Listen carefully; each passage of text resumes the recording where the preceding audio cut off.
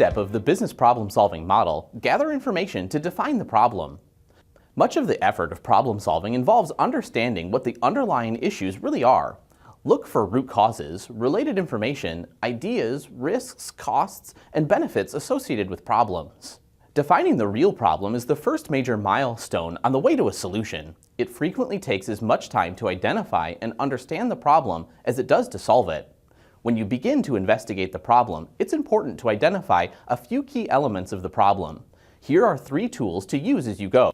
First, you need to identify stakeholders. Who else does the problem impact? Who can help you gather information? These are the folks you should talk with to understand the nuances of the challenge. Stakeholders are either affected by your problem or their involvement is needed to resolve the matter.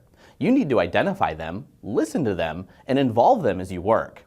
When using active listening with your stakeholders, remember these guidelines. Acknowledge what the other person says. Invite them to say more about what happened or how they feel about it, and pay attention to nonverbal cues. Ask why 5 times.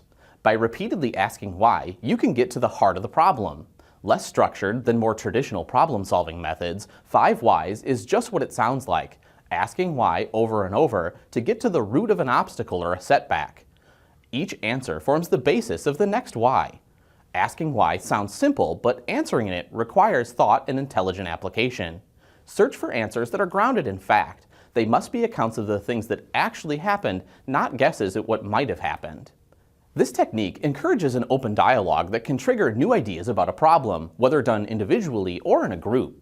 Each why piggybacks off the answer to the previous why to dig deeper. How might we statements? Define your problem with statements using 3 little words. The how is solutions-oriented, the might encourages optimism, and the we is collaborative. Use how might we statements as optimistic invitations to explore problems. How. The how acknowledges that you do not have the answer and helps you explore a variety of alternatives instead of jumping to a conclusion. The might emphasizes that there's more than one right idea and inspires you forward towards the opportunity to find them.